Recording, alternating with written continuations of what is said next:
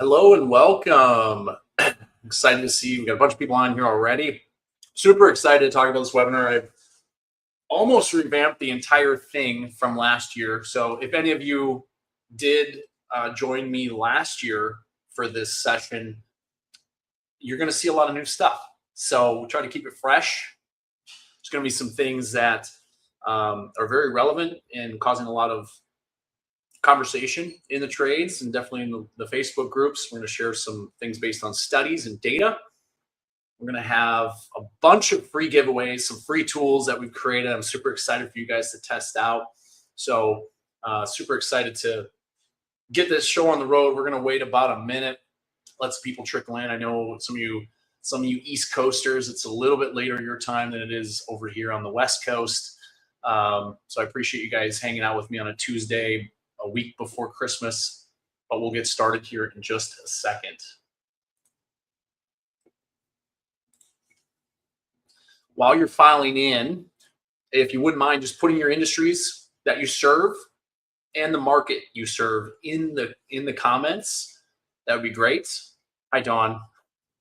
Love to see where you guys are from and what trades you serve, because some of the content I can tailor based on the audience. So I want to make sure I can tailor that to your specific industry and market if it's relevant. Hi, Andrew from Las Vegas. You're enjoying this beautiful weather just like we are here in Arizona. Aaron, Garage Doors in Dallas, Fort Worth. Welcome. Hey, Eric. Good to see you on here. Hey, Jake. Hi, Carissa. Got Angie. Oh, Angie, I'm headed up your way next, actually Friday. Not necessarily Minnesota, but middle western Wisconsin. I am not looking forward to it. It's 75 and sunny here, and it is cold and snowy by you. So I am not looking forward to it. So hopefully maybe you bring some warm weather and blow it our way. Josh from Dayton. Hey, Josh. Got Joe from Northwest Indiana. Jason, I did not say a month free. Welcome. Hi, Nicole. Hi, Lara. Hi, Tanner. Hi, Angie. It's 45. Okay, that is warm for you guys. That is warm. Got Devin, Plumbing Company out of California. Hey, Devin. Hi, Andy. HVAC from Atlanta. Welcome, guys. All right. We got almost 50 people live, so let's get this show on the road. Let me get situated here. Minimize myself. You guys don't want to look at this mug anyways. And Nadine, as usual, you know the drill. Just I'm going to have StreamYard on my other screen here, so I'm not going to be looking at it. I'm going to be focused on the content until I ask for some questions. So, guys, at any point in time, if you have questions, because I have a lot of slides. I have probably about 110 slides. Some things are going to move really quick. There's going to be very high-level strategic stuff. So I know you're going to have questions. I don't have time to dig deep into everything, but I will stay on as long as it takes to answer your questions at the end. So whenever you have those questions, drop them in the chat, and I will make sure that we cover those at the end of the webinar for you guys. And then just so everybody knows, there will be a recording that goes out afterwards. It will include this recording. It'll be on YouTube, and then it will also we'll have all the freebies and the giveaways and the checklist and all the things that we have inside of the webinar today will come to you via email as well. So you will get access to all those. So if we're going through a slide and you can't catch a QR code or a link, don't worry, all that stuff will be sent afterwards. All right, so this is our plan for today's session. And the first thing we're going to do is we're going to fix your marketing funnel. I'm going to explain what that means here in just a little bit. We're going to set clear goals and targets for your business. We're going to map out your strategy. We're going to answer some really prevalent questions that a lot of our clients are asking. A lot of people are just asking in general about the market and where search is headed. And our goal is to set you guys up for a massive 2026. 2025 was not the best year for contractors. This was probably the hardest year post-COVID that we've had. A lot of different reasons for that. Some economic, some with the housing market factored in, new equipment for HVAC, tariffs, whether they're going to have tariffs, not have tariffs. It caused a lot of angst and anxiety with homeowners, and a lot of them just aren't spending as much as they had previously. So There's a lot of things that impacted the trades, and some of you guys may have felt that. Some of you guys may still have a great year, but I want to make sure that you guys are set up for success. And then, as I mentioned, we're going to have a bunch of free resources for you guys. So we already did this. Some of these, like I said, it's 110 slides. We're going to go a little fast. Most of you guys that are on this, you probably know. I'm hoping you at least know who I am and what company I have. But we also have a industry-leading podcast. If you like listening to podcasts, we actually have over 4 million downloads now, so it's a little outdated. And we've won some awards for some of the work we've done on the digital marketing agency side. All right. Biggest marketing trends of 2026. So most of you guys probably know this already, but costs keep rising. They keep going up. There's more places to search. There's more places to put your hard-earned revenue into, and costs keep rising. So we're going to talk about some strategies and some ways for you to execute on some things inside your business so you can minimize that spend. Consumers are searching more than ever before because now it is easier than ever before. And a lot of you guys probably do the same thing with your business and some of the things that you do on a day-to-day basis. Marketing automation and layering in really marketing automation / AI could be number 3, where it's your superpower. We're going to talk about some strategies and some ways to leverage that. AI, automating follow-up and discovery. It's kind of tied in with number 3. Pricing transparency. If any of you guys follow me on Facebook, or any of you guys are at the tap, I know a couple of you guys that were in the chat have been to the Tap Into the Future event, or maybe you've listened to Marcus Sheridan, who has a couple books out. They Ask You Answer was the initial one. Endless Customers is his newer version. Pricing transparency is becoming a competitive advantage. We're going to talk more about that later. And then operational efficiency is the new marketing edge. And again, we're going to go into that stuff later. So here's what we're going to answer throughout this webinar. Why do I keep spending? Why does it feel like I keep spending more on marketing but not growing faster, or not growing as fast as I think I should be? How do I build demand instead of having to just compete for it when it's hot or it's cold or it's XYZ? Like right now in the Northwest, there's a big flood. Instead of having to wait for demand to hit your business, we're going to build demand, and we're going to have demand literally at our fingertips all year round, so we can stop having to worry about what are we going to do come shoulder season. What's killing my marketing ROI before leads even reach my texts? And what's the right marketing mix and budget for my 2026 goals? But before we do that, we have to understand, and this topic does not get talked about enough in the trades. There is a big problem with people not understanding what a marketing funnel is and how that works with your homeowners and how they're searching. I think a lot of business owners think customer has problem, customer goes to Google, customer selects company.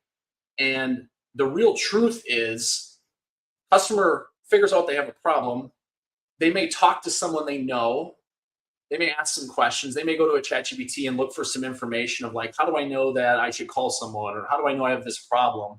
Then they start researching companies. Then they might call a couple based on their reputation and their reviews. And then they decide based on the interaction they have with that company, should they hire them?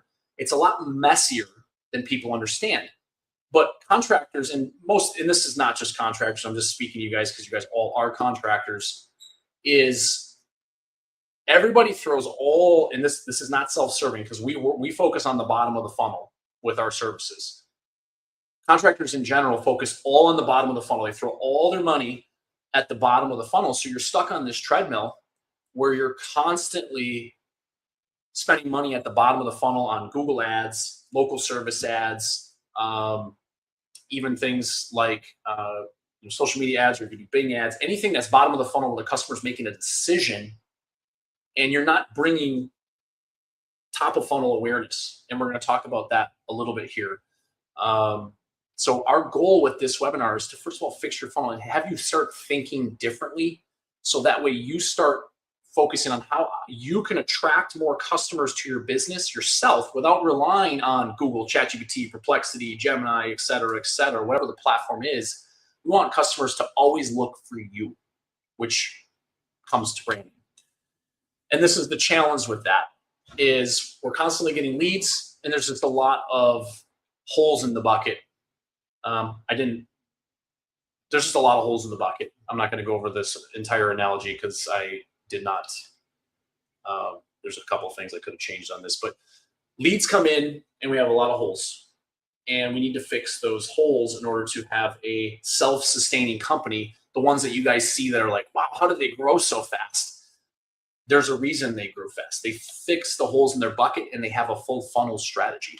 So what does a funnel look like for the trades?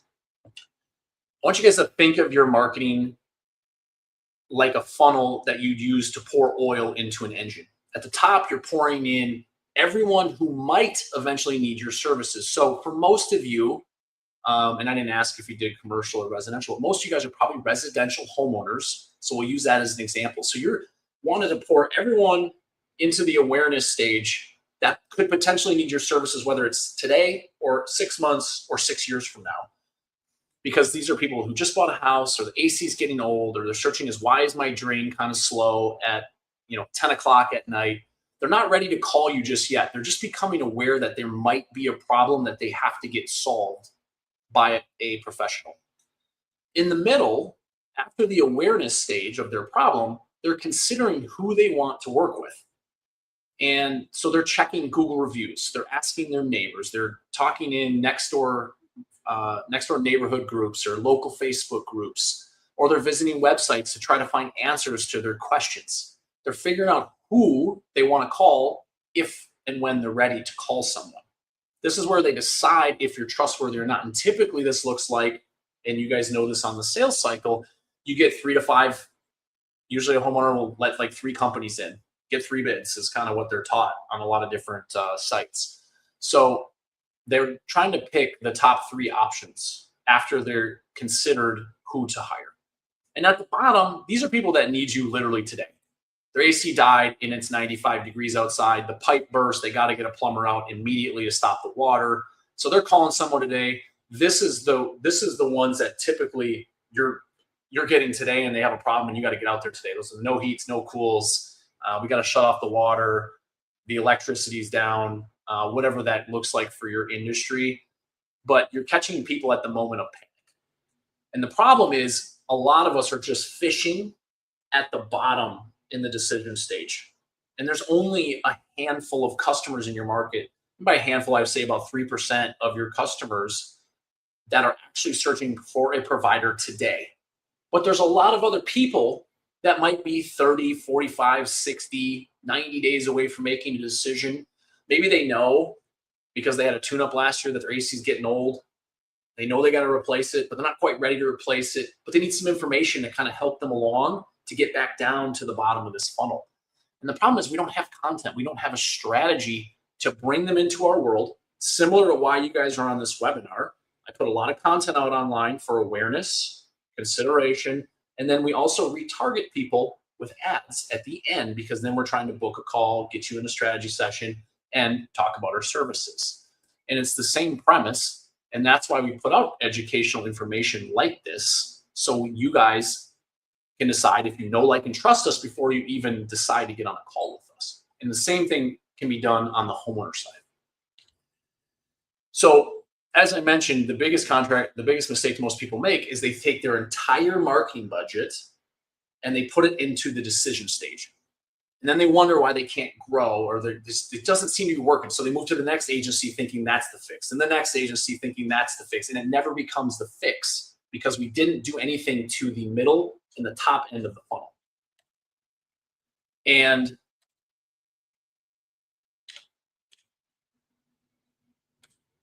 sorry, a couple extra slides here. So what does awareness look like? What channels does that look like for you? And these are things like your social media content, videos, your business page, your personal profile. We'll talk about that more later. Community involvement, your local visibility, doing yard sign contests in your market, getting people to search your brand because they're aware of you from radio ads, TV ads, yard signs, billboards. That is all awareness marketing, or the awareness section of the funnel. So when we're deciding what to put into a budget, it's really important to put something, whatever your budget looks like, and we'll get into how you guys can figure out your numbers later. Put a section of your budget into awareness. So that way you are constantly trying to fill the top of the funnel, retarget people as they go down. When they get to the consideration stage, this is really where your website becomes more important, because you want to have the right types of content on your website to nurture those people and show up in the right spots. This is where reviews and your reputation become super important, because this is where they're starting to decide, does this look like a trustworthy company? This is where having really great images of your team, your trucks, your work, your behind the scenes type footage of you training your team or bringing in an outside vendor or having the Christmas parties where people are like, wow, this just seems like a group of people I really like, or I would really like to have work on my house because they seem likable. This is the type of content we want to put in the middle stage, in the consideration stage.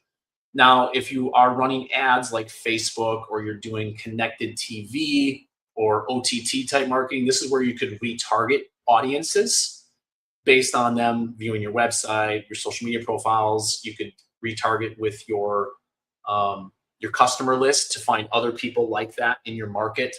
That's where this stuff was really plays a big part in your overall strategy. And at the bottom, this is Google ads, Bing ads, probably this year ChatGPT ads, local service ads, Google Business Profile, your SEO, everything that goes into the decision stage where they need to hire someone today, they need to make a phone call. And that's really where, as I mentioned earlier, so many people make the mistake is putting so much of their budget to the bottom and not enough to the top. And we're going to have a really great plan for you guys by the end of this of how much you should put in each bucket and why. So as we move forward, before we get into, I would say, what the meat of the strategic or the tactical content is going to be, where I'm really sharing like high level strategies on all these different channels, we need to know where we're going. But in order to know where we're going, we have to know where we came from. And one problem I see a lot, and I have a lot of conversations around this, is understanding what happened in your business this last year. Taking the time aside, stopping, especially if you have a lot of hats that you wear in your business, because I've been on calls with people where they have to constantly stop and take phone calls from their techs because they don't have anyone. Find a quiet space and really dig into your numbers. I know some of you guys may be like, oh my God, I'm going to pull up my hair. I'm going to end up looking like Josh. I have no hair. Understanding your numbers and your data is by far the best thing that you can do as a leader and business owner to lead your company into the future, because that data tells a story. And the more you get familiar with that story, the easier this becomes to forecast your growth as you move forward. So before I go too much further into digging into numbers and some metrics that you should be tracking, I want to understand from you guys, what's one thing for you individually on the marketing side or the sales side that moved the needle for you in 2025? So that way other people can learn from you sharing what's worked well for you. Go ahead and put that in the chat when you guys got a minute here. And I'll read some of those out loud as you guys put them in. Oliver, 2 GMB locations. Thank you for sharing. That's been a favorite strategy of mine for about 6 years now. I love that. Who else? What worked really well for you guys? What moved the needle? Word of mouth. Andrew, that's great. I'm actually going to share some information about that because I think that's a very overlooked opportunity for us. Reviews. Hey, Julia. Geolocation pages. Love that, AJ. Al, online pricing. That's a huge one. Nick, pay-per-click. Love it. Monthly mailers. I have heard a comeback. I've seen more direct mail conversations than I have previously. And I've even talked to a couple of contractors that say they're getting like 8-to-1 in the yellow pages, believe it or not. So referrals, LSA, reviews, transparent pricing, Facebook groups, awesome. All really good stuff, guys. So thanks, John. So with that being said, if these things, as people are putting these things in here, because the next question we're going to have is going to go on the opposite side of the coin, is what things you should have quit sooner that you kept doing too long. take something from this feedback from your peers and find something that makes sense to you or you haven't heard about, and ask questions about that strategy to try to understand more about why it's working for them and how you can potentially implement it for yourself. Because I know there's a lot of noise online. It's SEO is dead, direct mail is dead, email is dead. Well, I'm here to tell you that all channels work as long as you have a strategy for them. They all work very well. Even lead aggregator sites can work. So take that from the people that are putting this stuff in the chat and see something and take it and run with it for your business for the next year. Try something new. So as I mentioned, what is one thing that you did throughout the year that you realize now you should have quit doing sooner? And put that in the chat when you get a chance.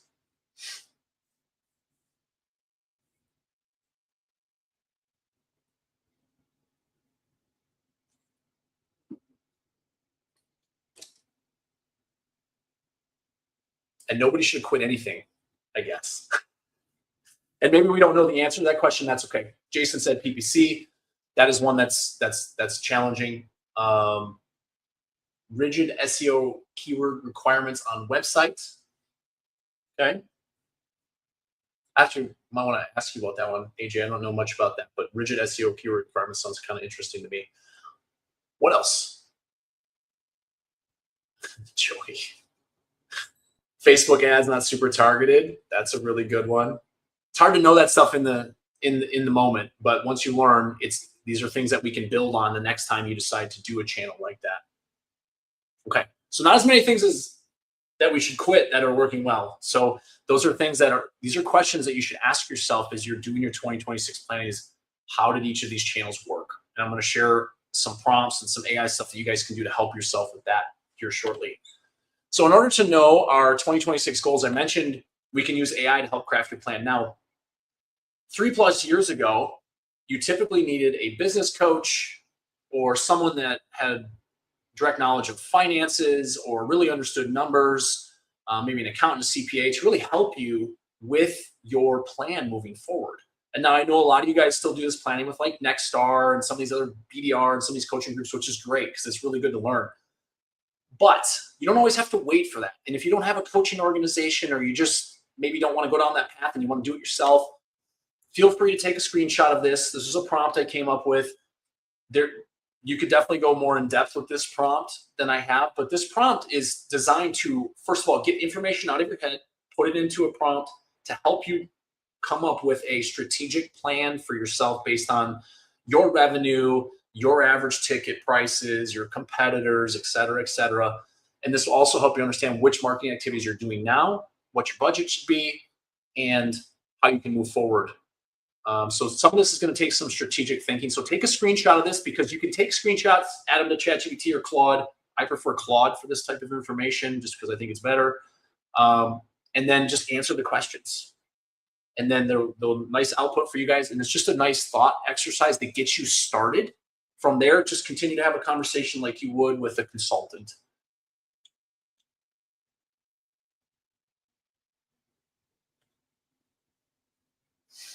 All right, so metrics. These are going to be really high level. There are a lot of metrics to track in a business. We're going to focus on the key core metrics that I've seen that are tried and true. They work very well and they help you understand your performance. And so I'm going to go left to right. So when it comes to lead and sales, we really have to understand what's happening with the opportunities we're getting. So total calls. This includes the spam. This includes Mrs. Jones calling you 3 times to see what, when her tech is coming. Classify those down from calls to qualified leads. That removes all the spam and all the waste. From there, we have to understand how many jobs are booked. That's going to get you your booking percentage for your CSR, so you understand how your team is performing. Then from there, from our total jobs booked, we need to understand how many were sold. That's your technician's performance and their close rate. And by sold, I mean at least $1 more than your service or maintenance fee. If your service fee is $79 to come out, if they sell something above and beyond that, that is considered a job sold. So don't give them credit for the ones that are a service fee or less, because that means they pretty much showed up, gave a diagnostic, and left, which is not helpful for you. Your average ticket, you can certainly break this up between service and install if you want, but a blended average works just fine. And then customer lifetime value, that is a lot more difficult to pull, but with many of you guys, I know some of you guys are on Service Titan, some of you guys are on other softwares that allow you to pull how many times your customers have hired you over a certain period. This can start helping you understand your customer lifetime value. So that way, when you're looking at how much did it cost me to acquire one customer, let's say it's $400, because $400 to $500 is typically the average that we've seen for a number of years. Let's say the first job you get is $500, so you break even, but you know your customer lifetime value is $10,000. Well, that $500 customer, all of a sudden, if we know our average customer is going to spend $10,000 with us, $500 is a drop in the bucket. And that's why it's super important to understand that number, because a lot of times we look at ROI as a direct correlation of when they hired us to how much we made, but the ROI continues with the lifetime value. And that's more of an operational metric than it is for something like a marketing agency, because we're focused on like performance from the first call. But it's something you need to know for your business, and will really help you understand your value of one customer. And it makes customer acquisition much more of an exciting game for you, because every customer you acquire, you know, it's another $10,000, another $10,000, and so on and so forth. It's just a matter of, it might be 3 years before you get that, or 5 years versus today. Operational metrics, these kind of tie in with these: phone booking rate, tech conversion rate, and I added review velocity because it's a very important ranking factor for LSA and Google Business Profiles. And review velocity is not get a ton of reviews and then slow down. It's the consistency at which you get reviews. So if you get 10 per week and all of a sudden you get 50, then you're back down to 10. It's more of getting 25 a week and evening that out over the course of a year. That's review velocity. And then marketing ROI metrics: marketing spend as a percentage of revenue. We're going to cover that a little later. Cost per lead, cost per qualified lead, and cost per book job. If you know these numbers on the left, coming up with these numbers on the right will be much, much simpler for you. These are really great things if you do not have someone internally that can handle this for you now, to get a virtual assistant. Someone that's $8 to $10 an hour, very organized, they work offshore. Get a virtual assistant and literally have them do nothing but this for you: audit your calls, audit your numbers, and allow you to get the information you need to run your business better. That would be my number one tip for this stuff, especially if you're like, oh my God, there's so much here, I have no idea where to start. And that's where we can start hiring very inexpensive people who are really talented, and $8 to $10 an hour for them is life-changing in different parts of the world. And you can get really good numbers, so they win and you win. These are all questions to ask yourself. Feel free to take a screenshot and put this in the same AI prompt that you did, so you can ask yourself these questions. Put your answers out in that AI thread to help come up with a better business plan for yourself. I'm not going to go over all these, but these just kind of work you down the funnel as far as top line revenue, and then how many calls we need, and so on and so forth. So you understand, you can reverse engineer the plan, so you know exactly, and this should say 2026, but you know exactly what the plan is. You know how many calls you need throughout that time of year, based on your booking rates, based on your conversion rates, and so on.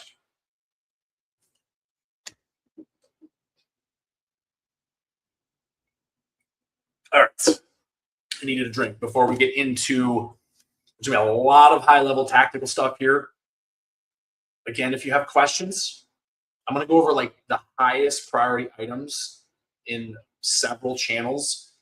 So feel free to put your questions in the chat, because we will come back to them. There's going to be a lot of stuff here, and it's not done intentionally to make your brain melt. It's done so you know, and you've heard this stuff a couple times. And because this stuff is what's helped me grow on the trade side. When I was in the trades for 9 years, it's also helped me grow with Relentless Digital.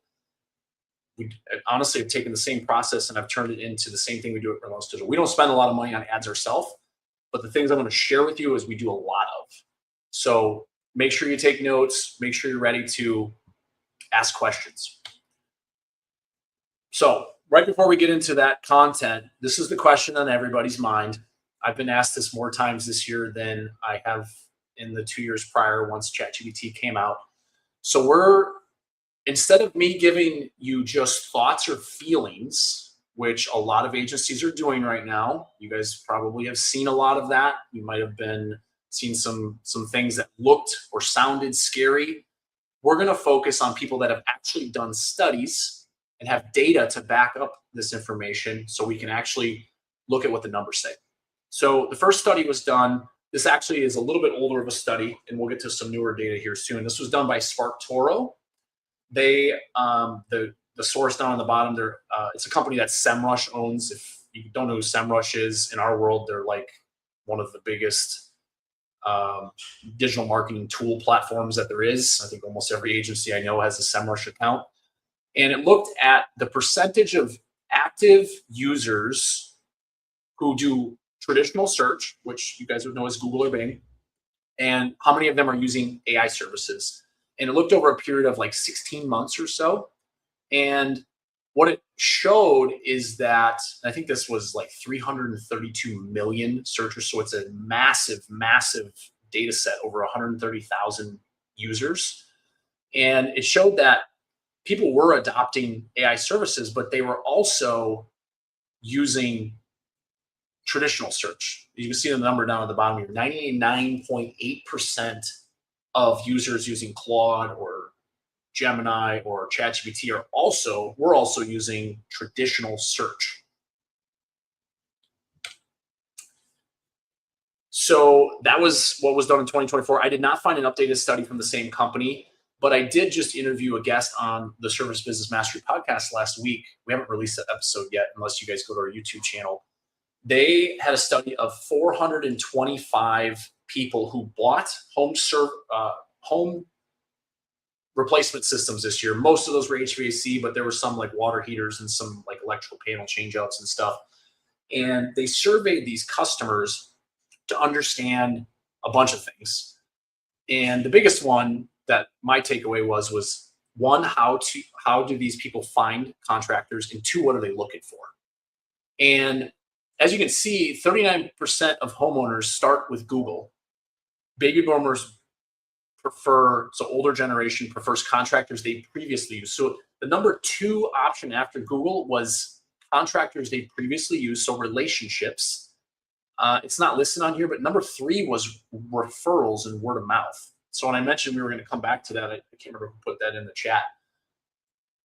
What an opportunity for you guys to build better relationships with your customers when the number 2 and number 3 option have to do with who do you know? Because people still want to know that. They still want recommendations from other people's experience. They will go to Google primarily, but they still want those things way before they go to AI search. And if you look at tools like ChatGPT, it accounts for less than 3% of the 425 that bought systems, found their contractor from there. So a very small amount went to a tool like ChatGPT. They talked to people they know, or they went to Google. Other things, some of you guys mentioned pricing transparency in the comments. This was a big one. This was a really big takeaway for me. Actually, a couple things. So people are looking for price. And I've had some conversations with some of you guys on Facebook about this, because they don't know what else to ask. So they are looking for price as a number 1 thing, but it's because they have no idea. Like, to them, the box in the basement or the box in the attic is just a box they think it's all the same. They don't understand the value of your brand and great service versus a company that does terrible service and leaves their home a mess. They don't understand the difference. So that's why they ask for price first. That's why it's the number 1 objection when your team is answering the phone is, how much does it cost to come out?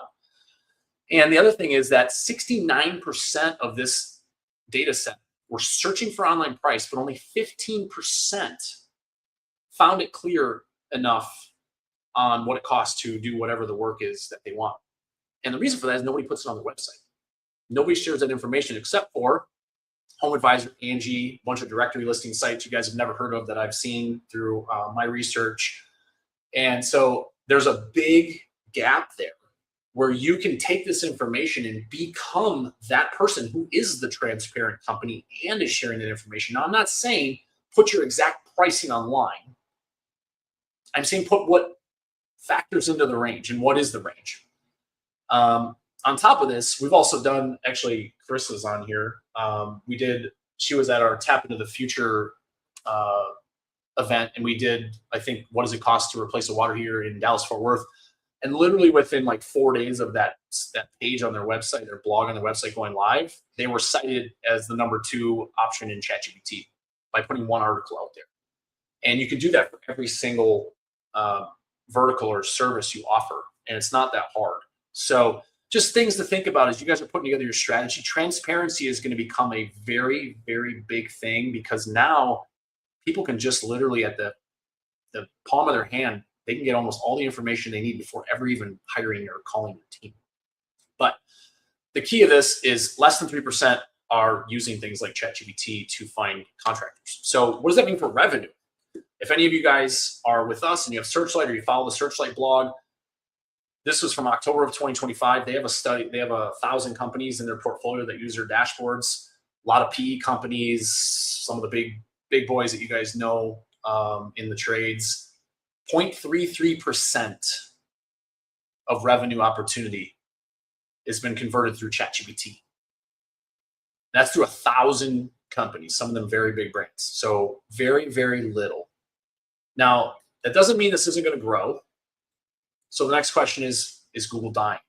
And because that's the consensus, right? SEO is dead, Google's dead, it's going away. That's a great slide.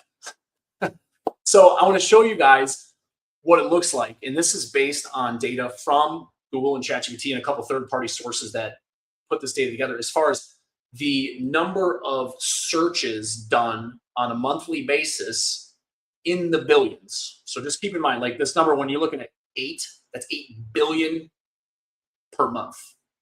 Okay, so Google has continued to grow. They're at almost 14 billion searches per month on their platform. ChatGPT has also grown, but ChatGPT is about 1/7 of the size. And if you think about, I'll put this side by side for you guys. What do you like? Think about how you use both platforms right now. And not everyone's going to be the same, but I can tell you from experience how I use the platform. ChatGPT is my assistant. I very rarely search for any sort of company unless I'm doing research on there, because one, their reviews system is terrible. Their local algorithm is god awful. It just doesn't.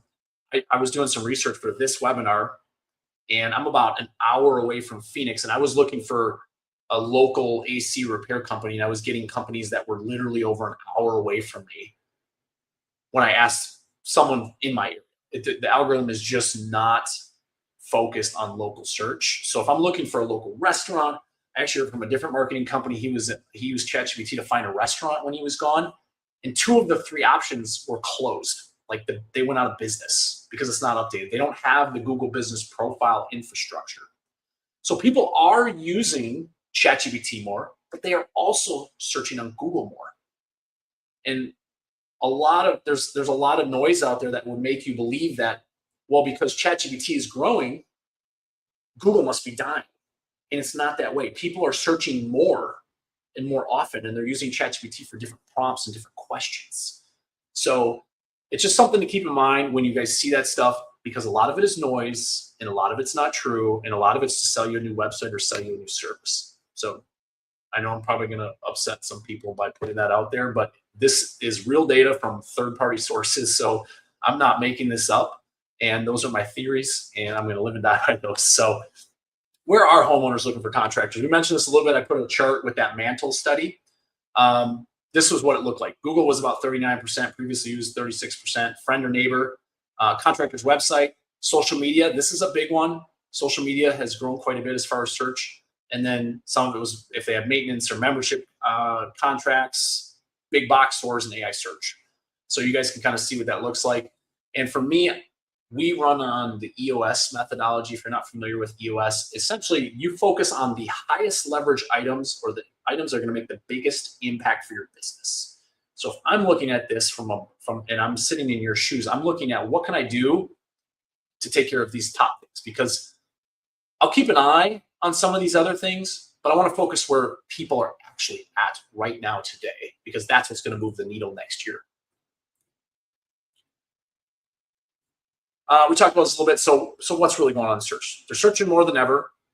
And that's because there's more content produced than ever. Look at YouTube, look at TikTok, look at Facebook Reels. There's more videos. I think YouTube put out a study. There's like 100 billion hours or something ridiculous put out every single day of content on its platform. So there's just so much content put out. People are searching more than ever because if you want to know something, you just keep asking questions now, and you can keep getting the answers. So those prompts all play a part into the growth of a ChatGPT or a Perplexity.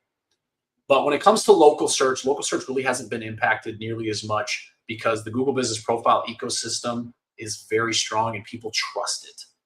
Literally, I had to tell my in-laws 2 weeks ago, because they came down to visit, what ChatGPT was, and they still can't say it right because they hadn't even heard of it yet, and it's been out for 3 years. So there's a lot of that going on too. So I just want you guys to be cautious when it comes to that, because I know there's a lot of stuff like rank on AI search. Well, that's great. You're going to be about 1 or 2% of the people. So focus on where the money is. All right, let's get into some tactical stuff.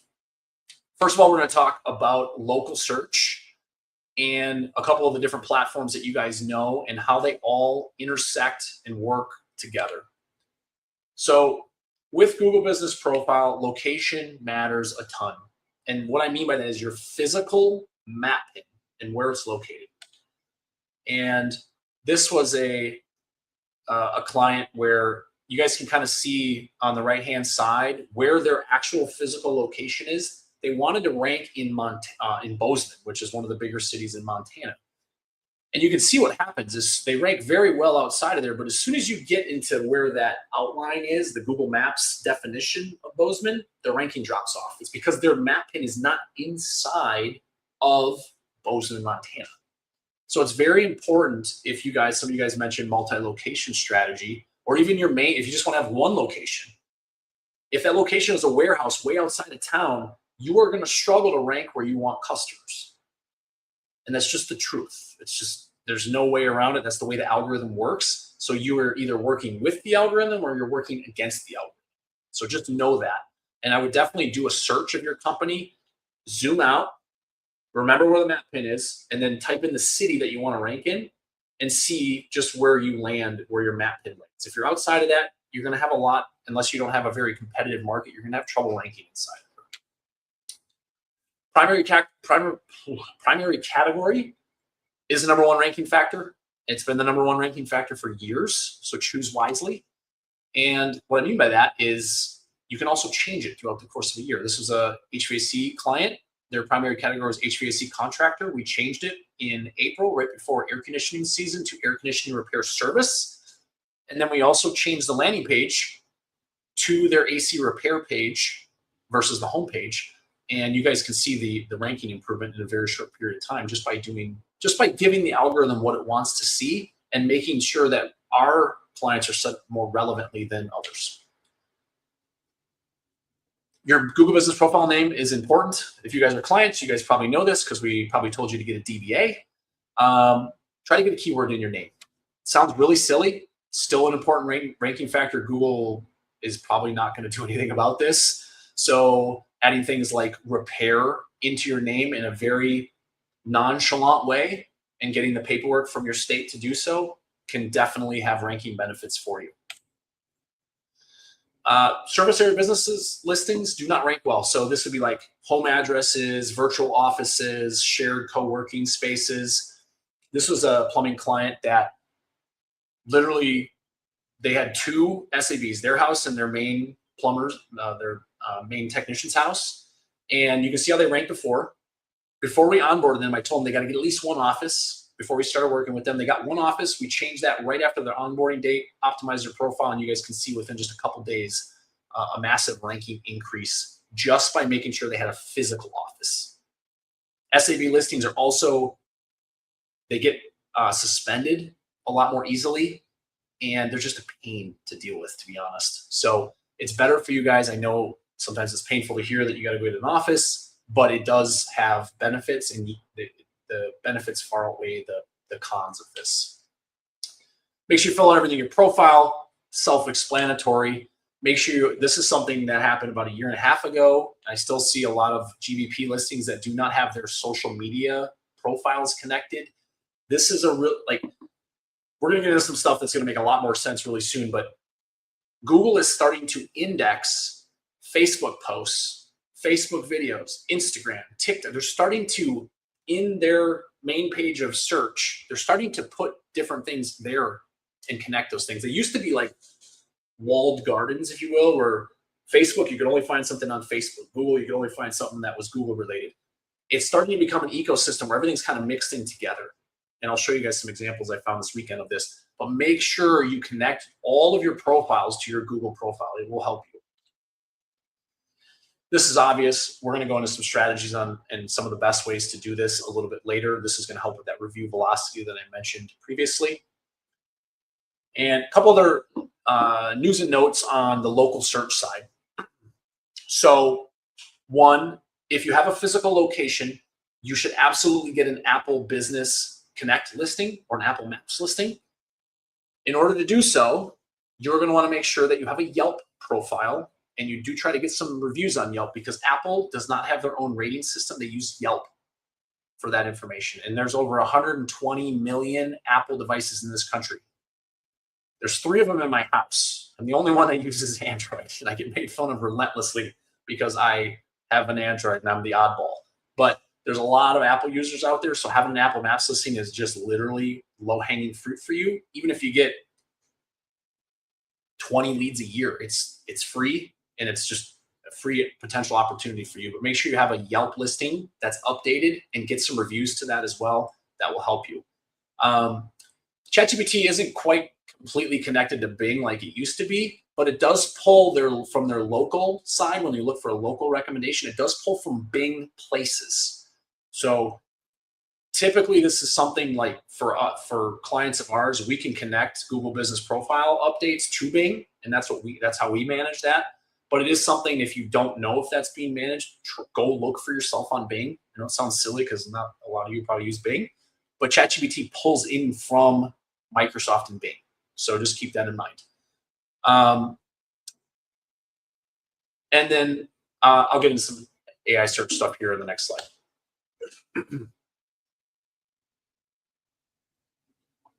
So I highly recommend taking a screenshot of this. We did an internal study. We have about 150 clients, and we track well over 1,000 keywords. And what we did is I literally brought on an SEO assistant to do these searches on ChatGPT, Perplexity, and Google with AI mode turned on to understand what websites they're referencing. And this was essentially the takeaway. First of all, there are a lot of sites listed down here, and maybe it's a little hard for you guys to read on this, but that's why I take a screenshot and put it into a ChatGPT to get you a full list, or you can ask us, we'll get you a full list. But sites like todayshomeowner.com, I don't know if you guys remember Porch.com. Porch.com used to be bigger, like with Home Depot and stuff. 3 best rated, best pros in town, airconditioningup.com, plumbersofamerica.com. These are all sites that Google could care less about. And if you have a Yext thing with Service Titan or something to manage your listings, these are sites that those services cannot touch. These all have to be done manually. So in order for you to understand how you can especially if your AI search is something you're focused on, is you need to do the research. You need to research your company like a homeowner. Who is the best air conditioning company in my area? Who's the best plumber in my area? Do the same thing with all the different services you offer. But in the sources section at the bottom of that, click on it and make note of what sites are being sourced. A lot of them are these best of lists like expertise.com, 3 best rated, top 10 best plumbers in Austin, Texas, for example. You need to figure out what those sites are and try to get your business listed on those sites. The problem is it's all manual work. There's no way to automate this work. And I know a lot of you guys know that I do a lot of automation stuff. There's no way to automate it. So we, as a company, have to do this manually for clients as well. So we have to manually search all this stuff, come up with a list, and manually do the work. There's no other way to do it. But what it's going to do is it's going to give you a competitive advantage when it comes to AI search, because you're going to have your business listed on all the different places that they're pulling from. There's a reason why, as a company, we did a best HVAC digital marketing company list. We're going to do a best plumbing one. We're going to do a best electrical one, best roofing, because we're helping ourselves with the algorithm. And this is something I actually had a roofing client. We allowed us to test this on like top 10 best roofers in, I think it was like Keller, Texas. And he argued with me at first. He didn't understand why we did that. But then he looked at the results on ChatGPT and he was number one because he was the only company that put out a list like this for his market. So these are content ideas for you guys. I know it's mentally, it may not make sense. It may go against everything you've ever learned in your career. Oh, don't mention a competitor. Don't put them online. I'm telling you, this stuff is what's helping. So just take note of that. You can do with it what you want. But that's the sort of things that we're going to be doing as a company, is to move towards that direction of content so our clients can be ranked in not only Google, but AI search.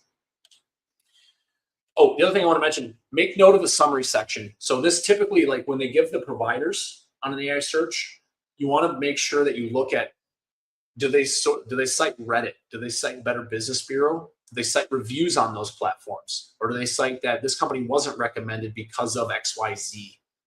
Make note of those things, because those are clues. Search has never really been as simple as like actually getting clues from a provider. Now we get clues because they're actually explaining what is going into the process. So take note of those things, because those are all fixable things for your business. All right.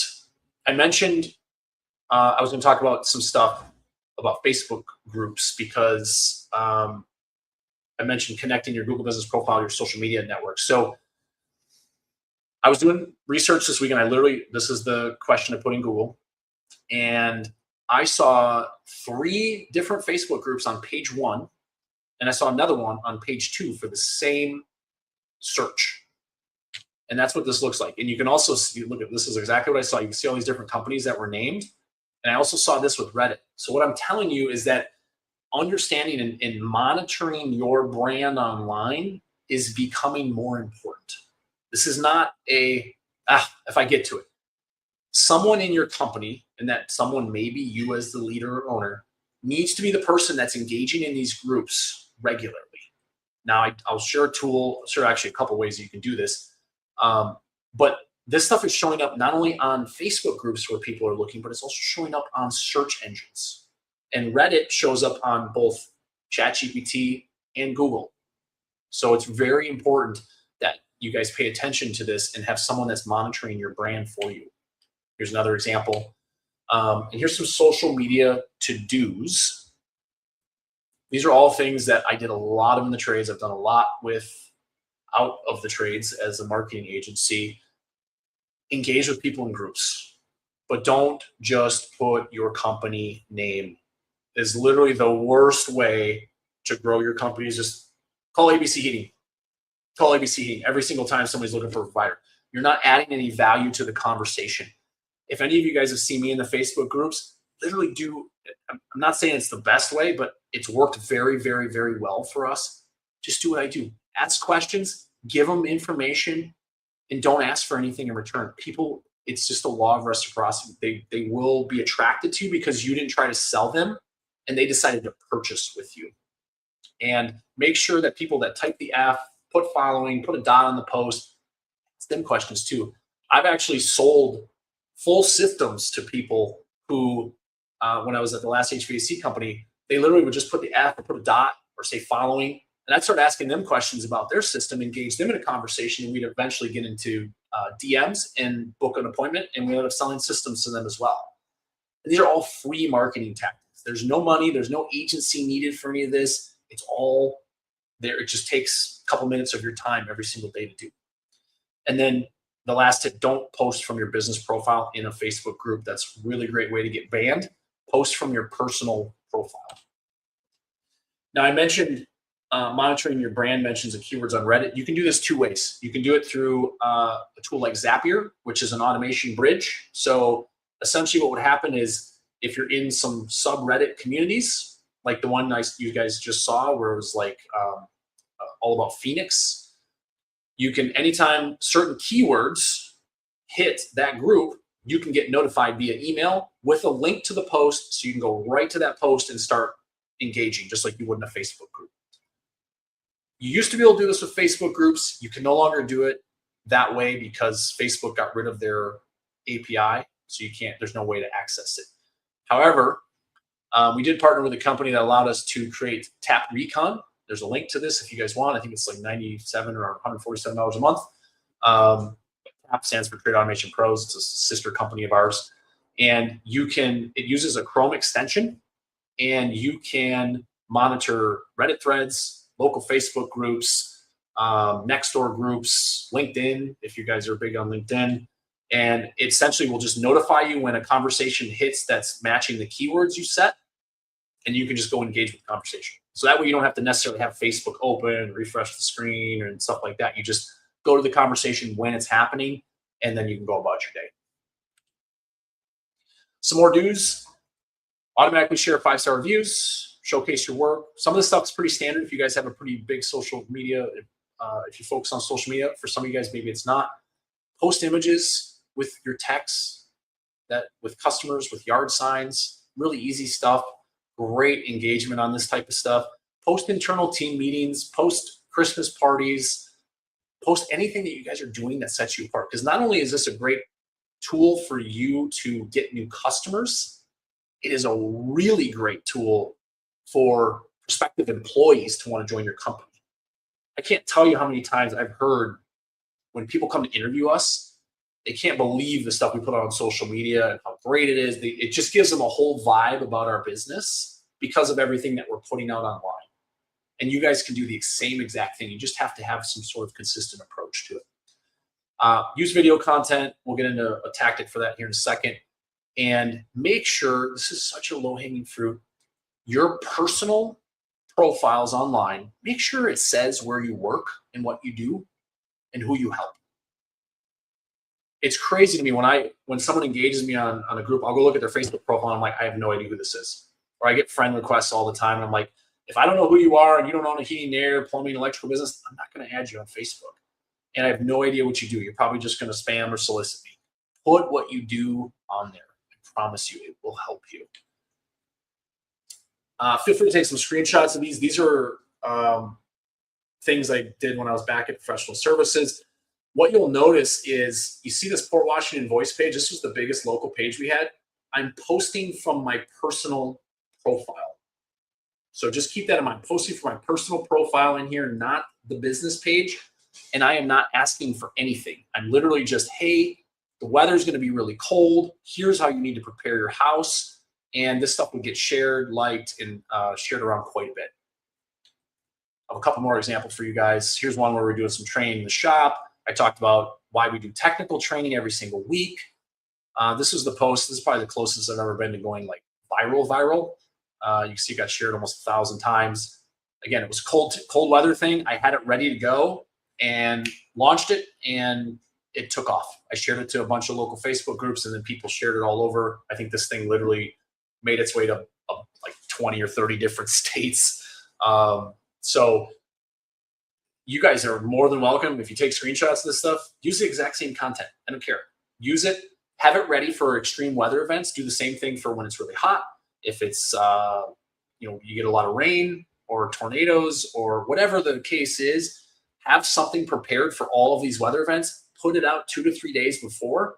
I promise you it'll do really well, and you're going to get looked at completely different in your market. And what you guys are seeing playing on the right-hand side was that local Facebook group. I'll wait till it starts over.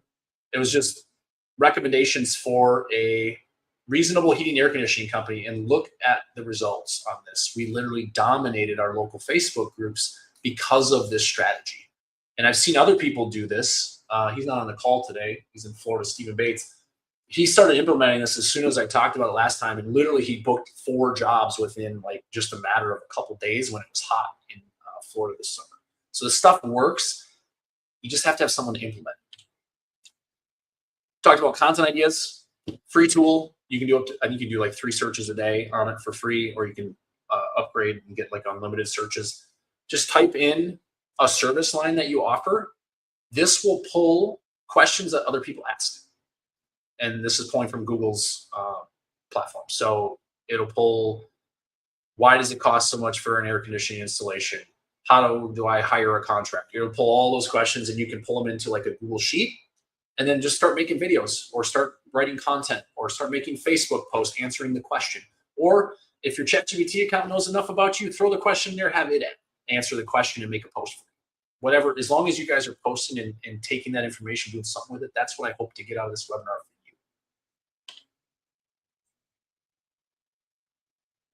Some of the stuff's pretty self-explanatory. I'm not going to go over all of this. These are some don'ts on social media. I think the biggest one, especially in today's world, is stay away from politics, especially if you're posting from your personal page, because that can cause, we've seen that cause a lot of problems. Regardless of what your political affiliations are, just stay away from it. Don't talk about it. Don't talk about that or religion. It's crazy. Like a lot of people know that and they still talk about it on their personal profile. If you own a business, stay away from it. You'll be much better off for that. So we'll get to some paid stuff here next, because I know some of you guys will have some questions on that as well, but it's really important to get a strong organic foundation first. Your organic, and the reason you hear that, and the reason why people talk about SEO, and why so many people look for SEO providers, is your cost per lead is going to be a lot cheaper on the organic side.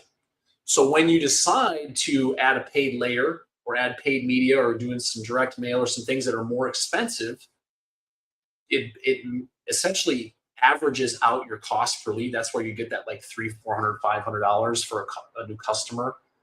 But you got to have a strong organic presence in order to do that. Because if otherwise, what happens is you're going to get on that treadmill we referenced earlier on, and that treadmill becomes like a hamster wheel when you just throw money after paid ads over and over and over. You can't get off. And you're going to get, at best, typically a 5 to 6x return, which is not extremely profitable in trades without a strong organic foundation. So that's why it's so crucial. That's why we spend so much time talking about it. Because if you have that foundation, you can add things, paid ads, branding, direct mail, et cetera, on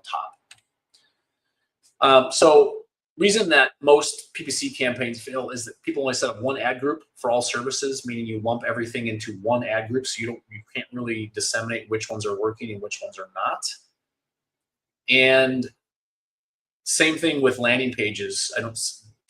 They'll do like one landing page for all of their air conditioning services versus one for like AC repair, AC installation, AC maintenance, and so on and so forth. You want to have separate campaigns and separate pages for each of those lined up so you can understand performance. And then typically other reasons that they fail is there's no strong offer, especially on paid media. If you are looking to grab someone's attention, your offer is one of the most important things to do to grab their attention on search to pull them in. And a lot of times I see offers that are just not that enticing. So the best thing you can do when you're looking for offers is go type in the service that you're looking to run ads for and just see what the big companies are doing. Find the largest metro next to you. What are the big $50, $100 million brands doing? Because they've probably done some research onto what works well. Just swipe and deploy what's worked well for them, or change the offer slightly to make it more custom for you. And then the other big reason I've actually talked some people out of doing PPC with us is because their operations are weak. And what I mean by that is their call booking rate is at like 50%. Their tech conversion rate, they didn't know the number. Their average ticket, they didn't know the number. And if you don't know the numbers, one way to make sure you're not profitable is to just keep throwing money after something when you don't understand your operations and your numbers behind that. And it's a big reason why a lot of those campaigns fail, is we just don't know from an operational perspective how we're doing. It's an example of a landing page. We have a lot more of this stuff you guys can certainly take a look at. I'll show you guys our portfolio in a second. I'm going to go over LSA real quick. There's not a lot to talk about LSA. There's a couple of things of note that changed this year for you guys. LSA verified reviews are gone. The only reviews they count are the Google Business Profile reviews, which is actually good news. They made it really complex for no reason. The Google Guaranteed badge is gone. They don't call it that anymore. You still have to get verified. It's just essentially what happened is they got rid of the insurance requirement, like the $2,000 insurance policy in the back end. And so that's gone. Some of you guys may have realized this, some of you may have not, but Google is starting to offer or allow you to put offers in your local service ads. So make sure, if you have not checked your profile anytime in the last like 6 to 8 weeks, just go check and see if you can add offers. Essentially, that's like you can put in things like free service call with repair, just ways to try to convert that traffic if they find your local service ad. It's not rolled out to everybody, so you may not have it in your profile yet, but keep an eye out for it because they have been rolling it out over the course of this year. And then as far as ranking factor things, reviews and speed to lead. Those are the two biggest things. Our clients that perform the best on LSA they ask in home for reviews, and then they have a follow-up system that we typically deploy for them, and they get reviews like crazy, and it helps their local service ads ranking. So there's not as much to do on that side of things anymore. You can't dispute leads. It's more of an AI-driven system now.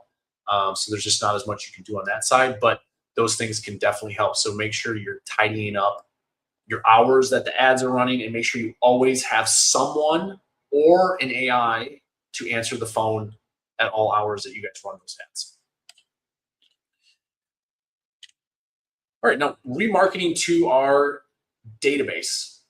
Thanks to Searchlight, the days of not understanding what the potential our marketing creates is over, because this is a hard conversation to have for marketing companies and contractors, understanding what is actually happening, what is the actual ROI, and what is the potential ROI. Because marketing, essentially, we're trying to generate leads and we leave them at your front door.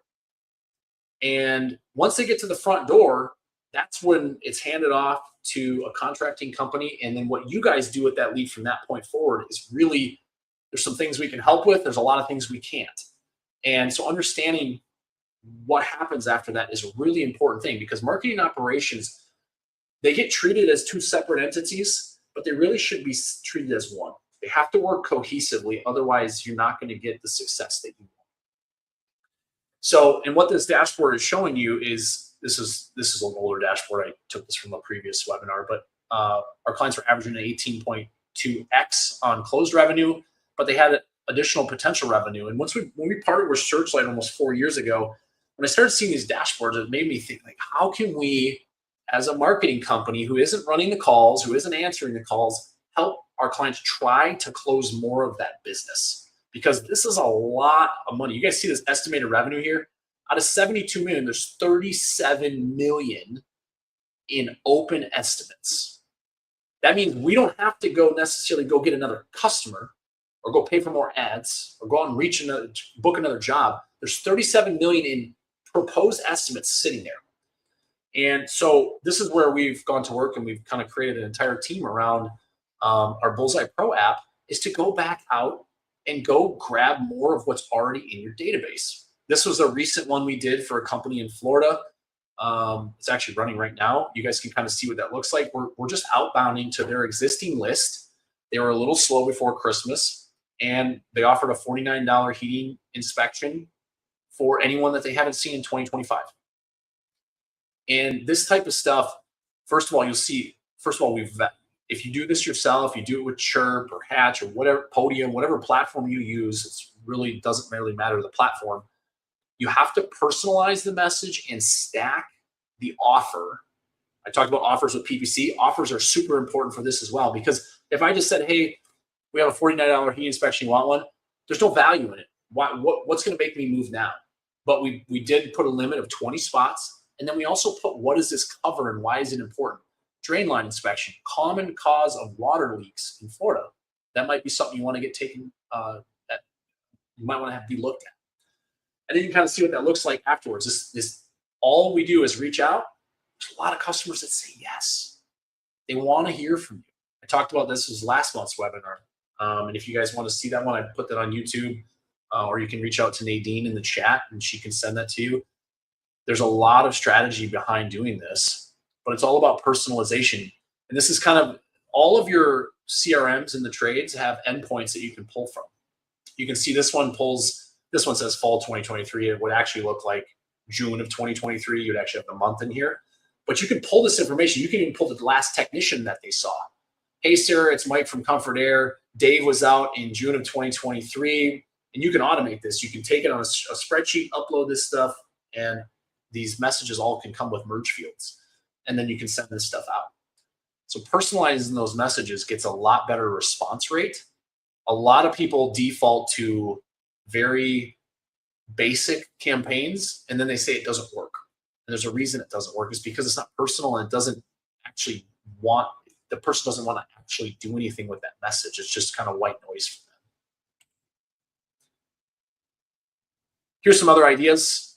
I'm not gonna go over all these. I did go in depth on a lot of these last month when we did a webinar.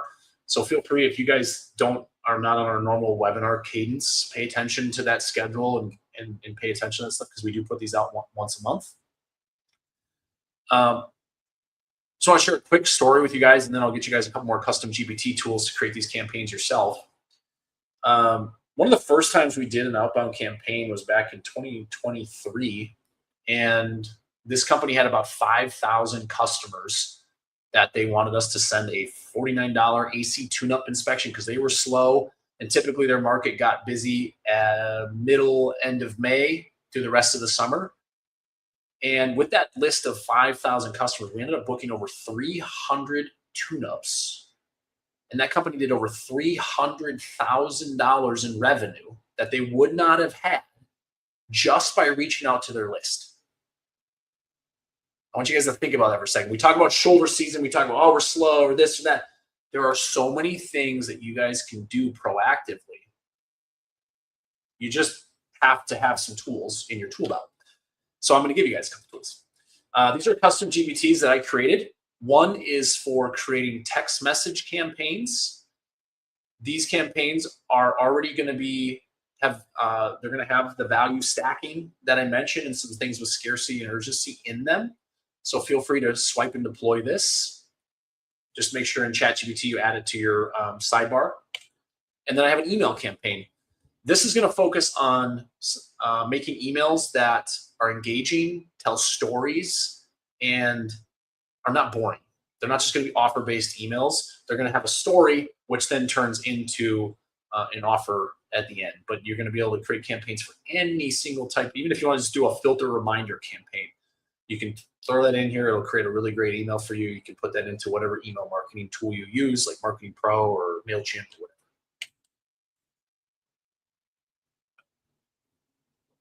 I love this quote because everyone wants to blame, and I say everyone, I'm not picking on anyone here, but I see a lot of people blaming a lot of other people for their problems, their mistakes, why their business doesn't work, why they can't get in shape. You are the master of your destiny.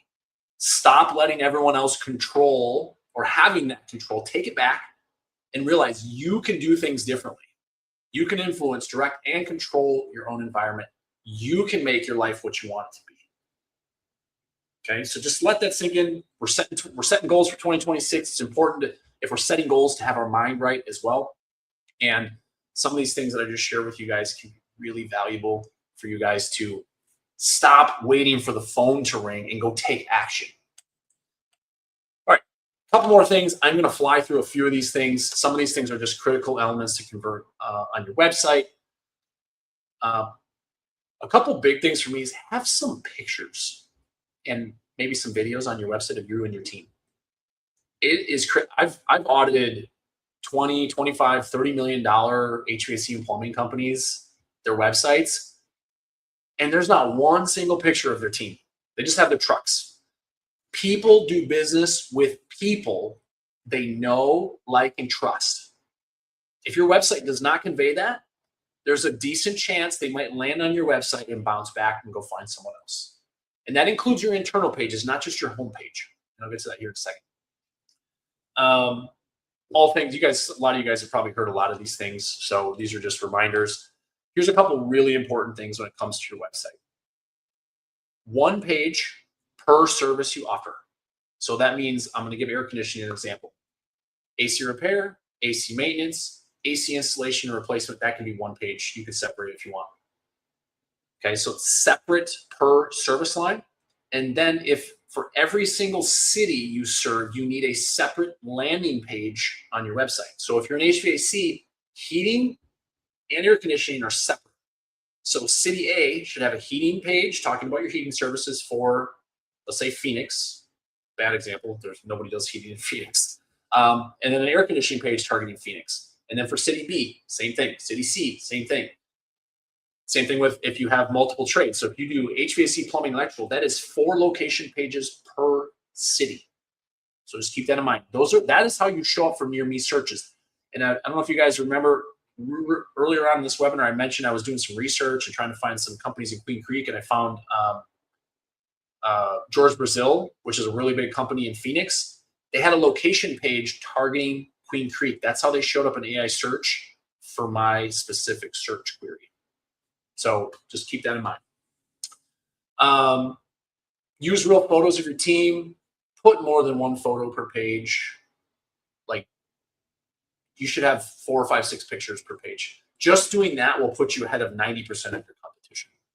And then highlight brands you use in your reputation throughout your website. You'll see some examples. We almost always put reviews and ratings at the very top of the page because those are the things that customers care about. We mentioned the consideration stage of your funnel.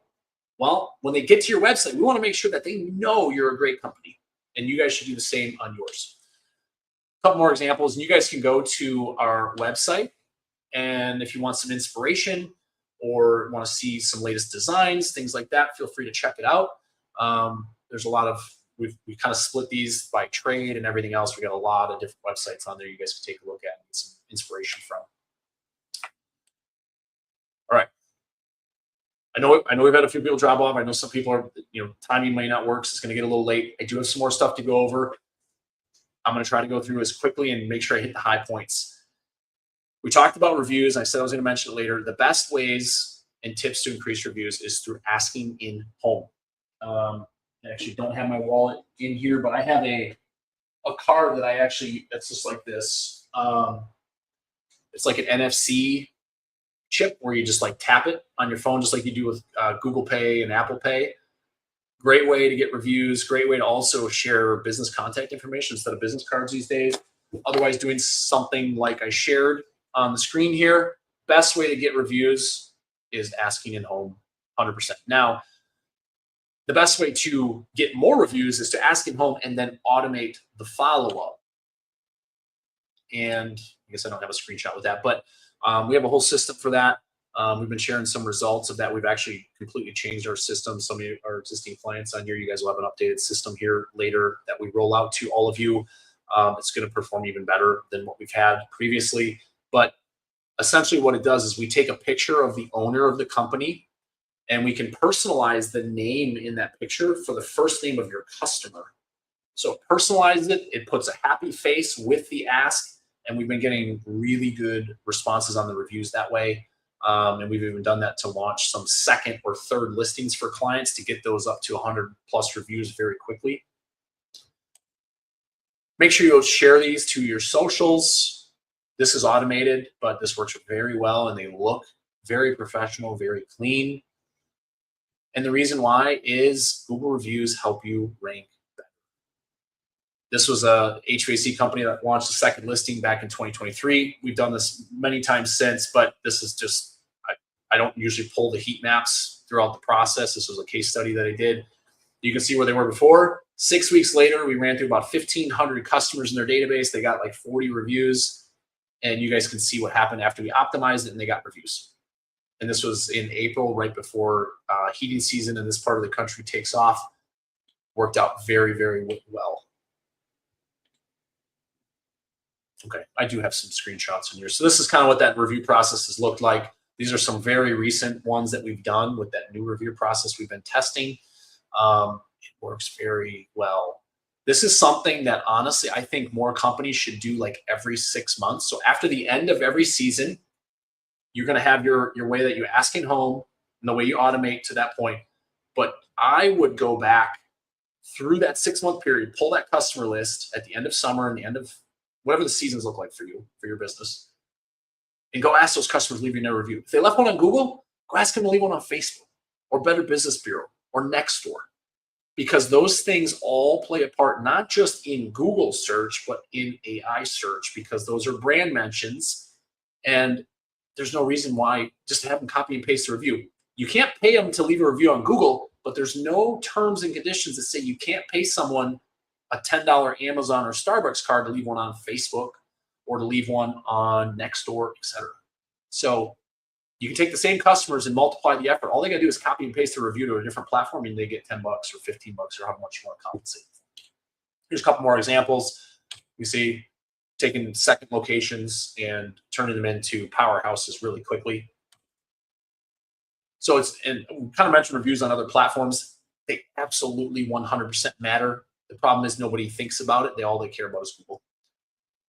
Bing, which I mentioned earlier was connected with ChatGPT, uses Facebook and Yelp for reviews. And that's what you're seeing on the screen here. So just keep that in mind. Facebook reviews are not dead. I had someone the other day ask me, does Facebook even allow reviews anymore? Yeah, they still will have reviews on their platforms, more recommendations, but still, you can still get them. Apple Maps uses Yelp, as I mentioned earlier.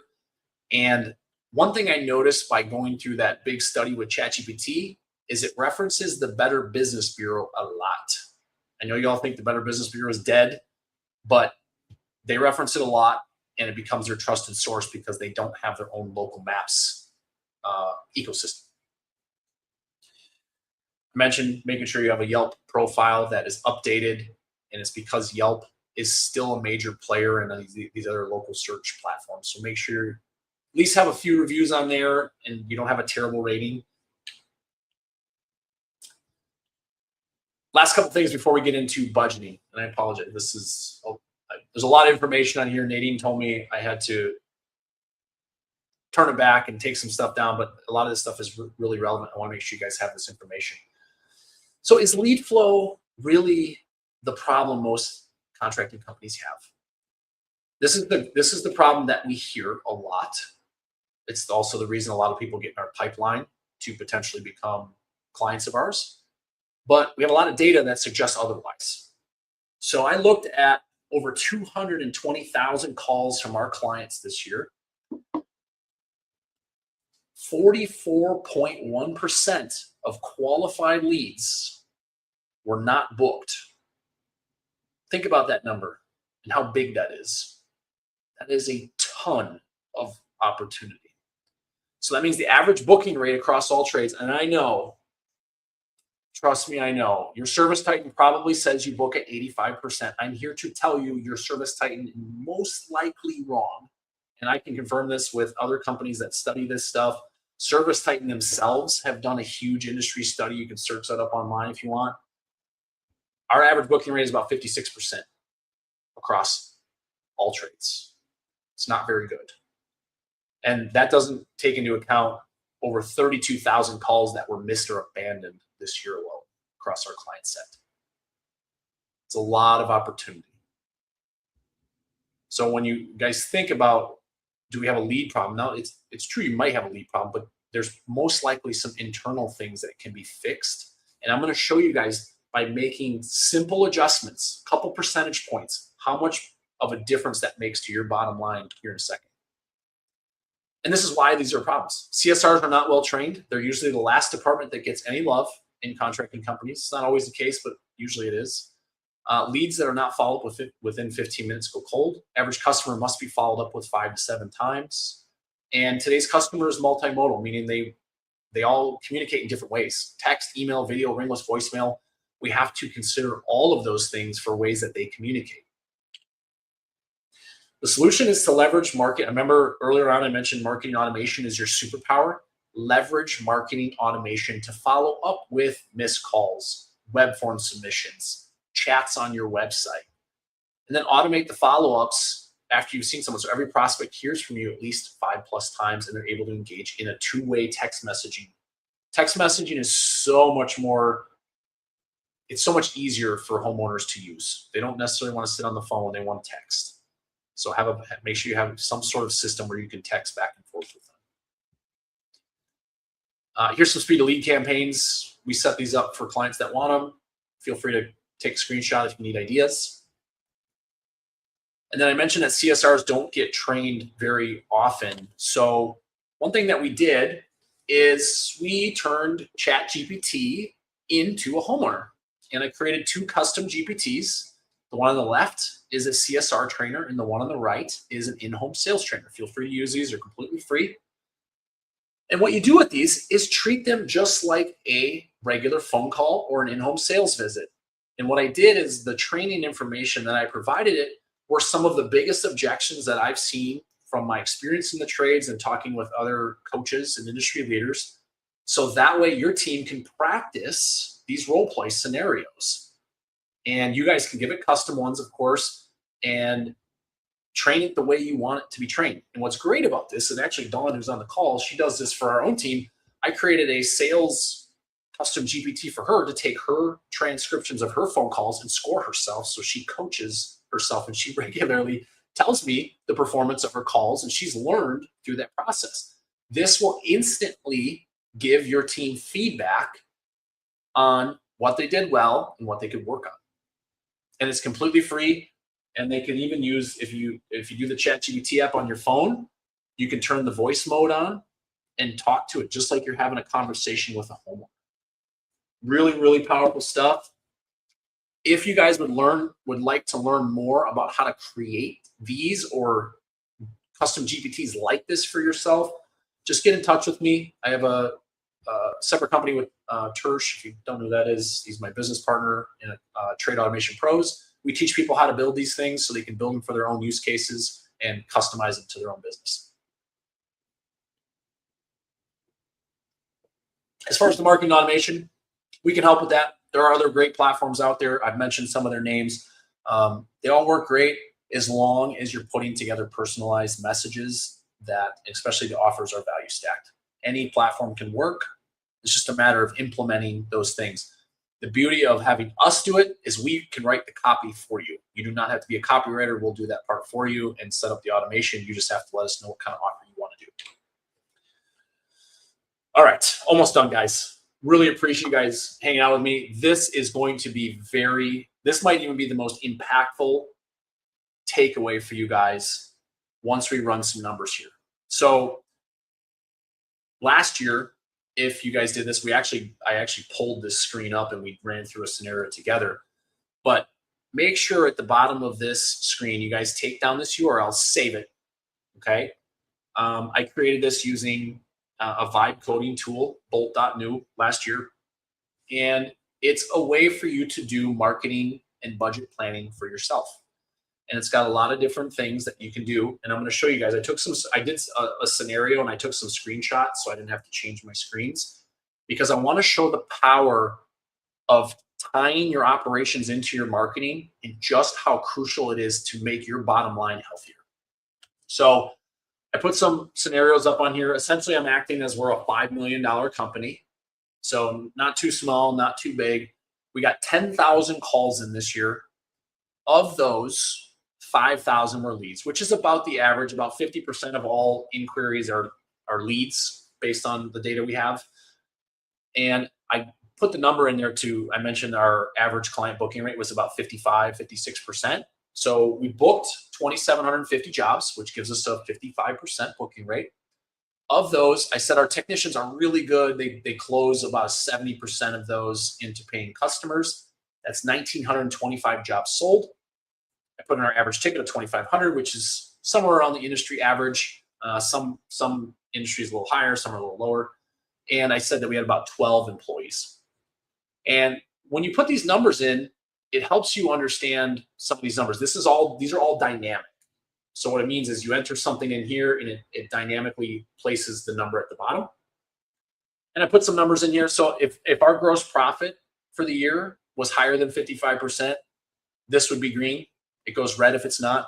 Some of these are just industry benchmarks that I've always used in my career just to help you guys, because I also understand that everyone is at a different point in their journey.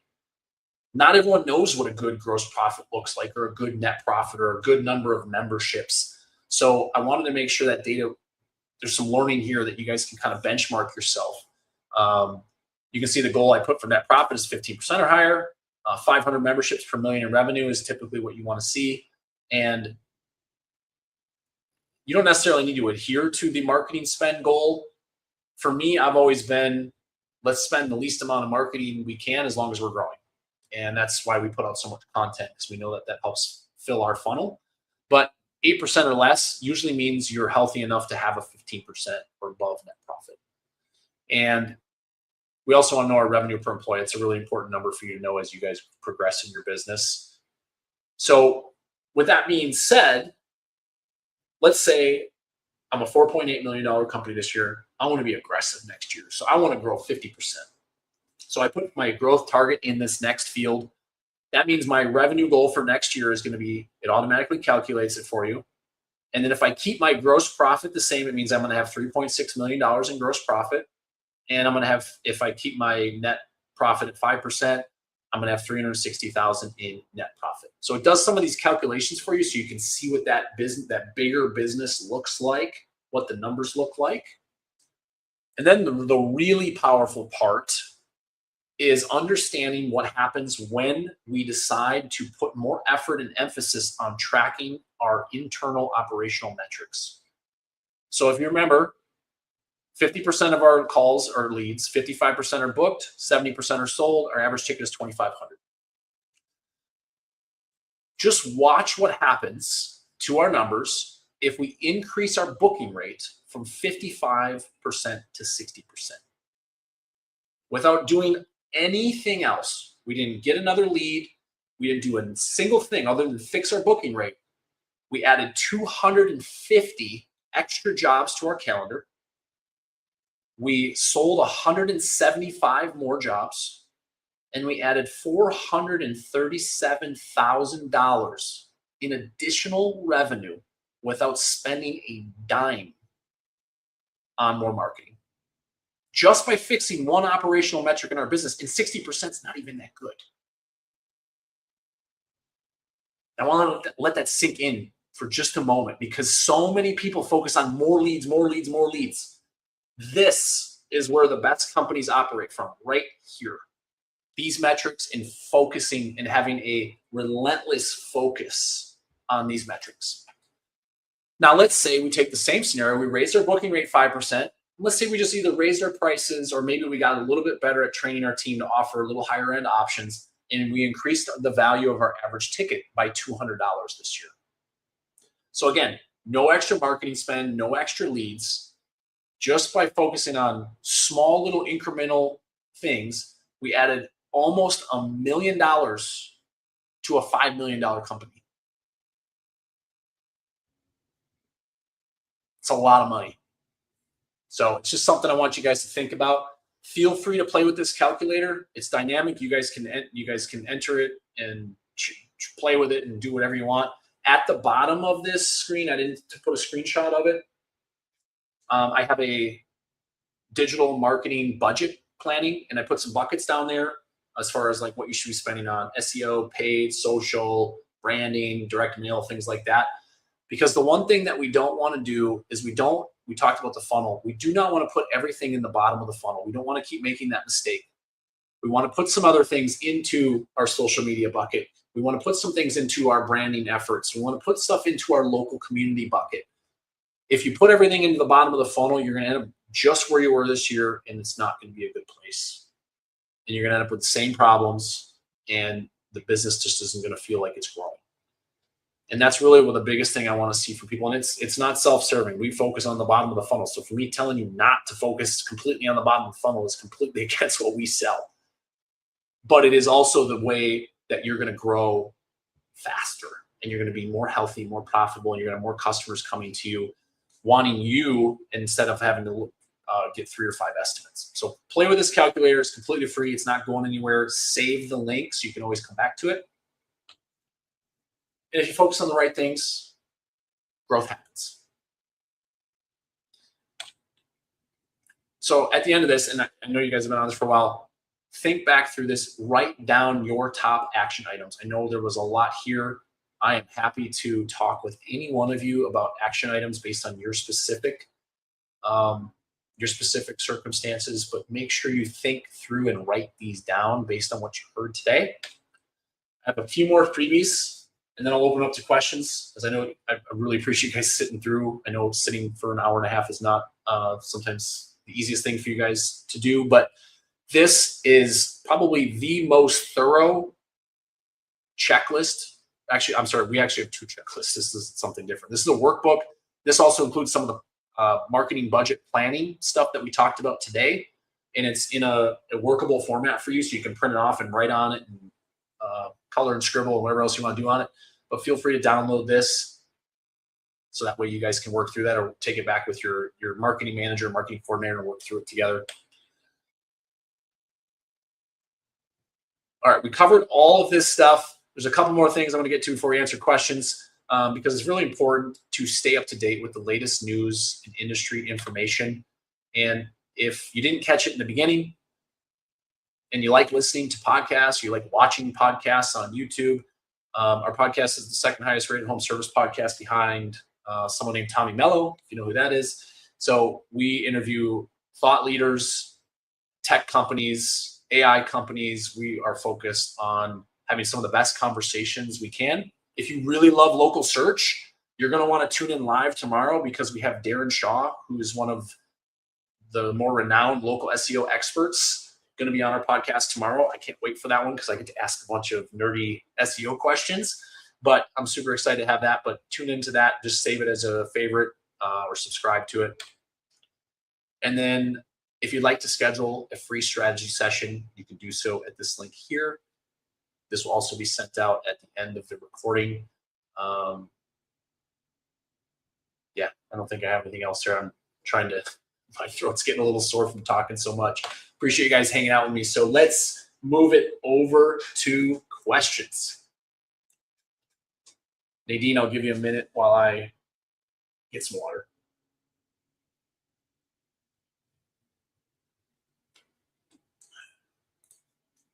Oh, Petros, I love this. By the way, your campaign, I believe, is just about ready to go for reviews, if it's not already running. So thank you for trusting us with that. There's several sources. I've used a company called Bruntwork, BRUNTWORK. There is another one that we use a lot. It's called EXO, EXXO. They're both, Bruntwork can source out of South America and the Philippines. EXO is out of the Philippines. Those two have worked out really well, good for us. If you want to hire someone direct, you can go to onlinejobs.ph. It's an online job board. You can post just like you would on Indeed and find one there. But those have been really great resources for us. All right, Molly. For outdoor lighting, the pricing can be all over the place. What do you think of showing various houses and what the price range would be? I think it's a great idea, Molly. I think instead of exact pricing, I think the way that this makes the most sense to cover, so you don't, first of all, you don't want to back yourself into a corner and be like, well, my house looks exactly like that one. You said that was $2,000. Why is it $5,000? Is give information about what causes increases in price or prices to be lower, and what caused it. Is it lighting? Is it the specific type of bulbs? Is it because people want their trees wrapped in lighting? Is it, what are the things that cause prices to increase and decrease? And that way you can give a wide range and also answer the question so they know. And then you can also have a call to action that says, if you want a specific price, you can give us this information. Maybe you have an online estimator that they can put in some information about the size of their house, what they're looking to get done. You guys can give a ballpark price via email after that point, which can stop you from maybe doing too many site visits and having some tire kickers and stuff. Those are some thoughts I have on that. Jake asked, do you comment on Facebook as your personal self or the company page? 100% personal. I know some people combat me on this. I have told, I don't know how many, probably hundreds of business owners at this point. I'll say, well, I don't want my personal Facebook to be taken over by business. And my remark to them is, unfortunately, you signed up to be a business owner and you want to grow your business to provide for your family and your local community. This is one of the best ways for you to get the word out there is through your personal profile. So you have two options. One, do what I do and kind of intermix your personal profile with business, which has worked out really well for me. Or set up a separate profile, one for family and one for business. And you can do it that way. I don't like that idea because I hate switching between profiles, but there's a couple ways to do it. But always use a personal profile, because people do business with people they know, like, and trust. And if they see your profile, they will look at who your company is, but they want someone that answers their questions, provides value. That's who they want to do business with. Great question, Jake. Sarah, when it comes to marketing past customers, what are the top 3 avenues or campaigns that a company could utilize and implement right away for higher ROIs? Great question, Sarah.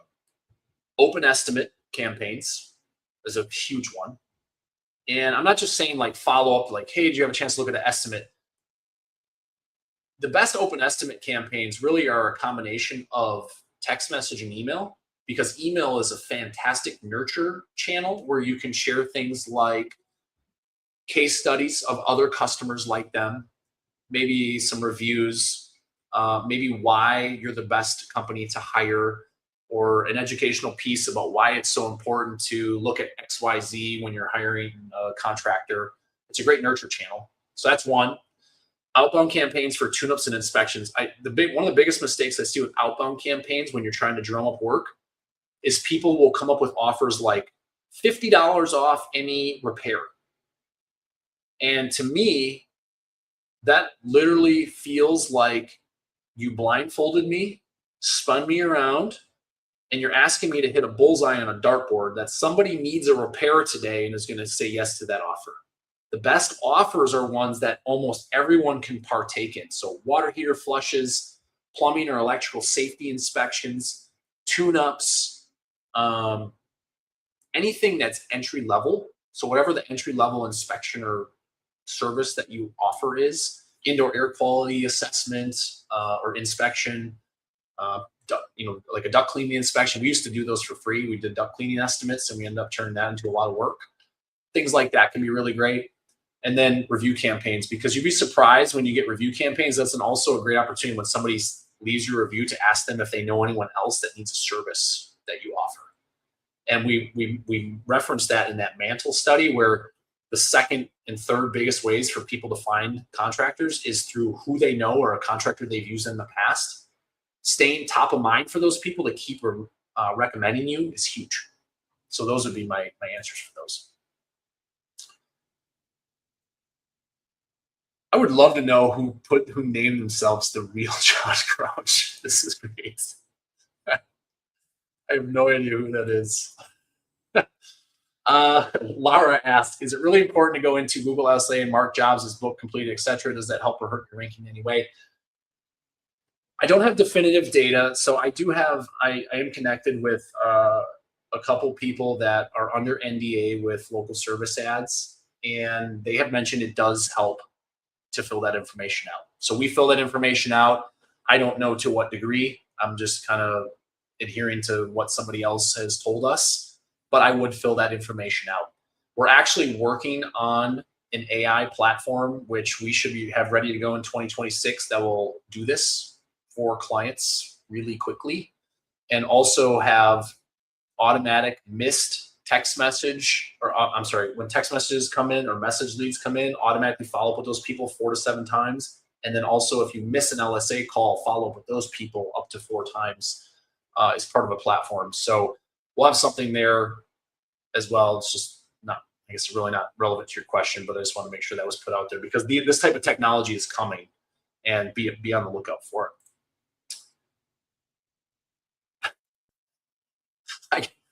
So, whoever this is, message me afterwards. This is great. I'm glad you did this. This was hilarious. So I appreciate you calling yourself the real Josh Crouch. Awesome, guys. Replay is going to go out. All the free resources are going to go out. We'll separate that stuff for you guys. We'll follow up a couple times. Really appreciate you guys showing up. Message me anytime. It probably is Church Carissa. Message me anytime about any of the stuff we talked about today. I am more than happy to help you guys anytime I can. Really appreciate you guys hanging out with me. I hope this was valuable for you and a good use of your hour, 45 minutes. Have a Merry Christmas, and hopefully I'll talk to all you guys in the new year. Thank you.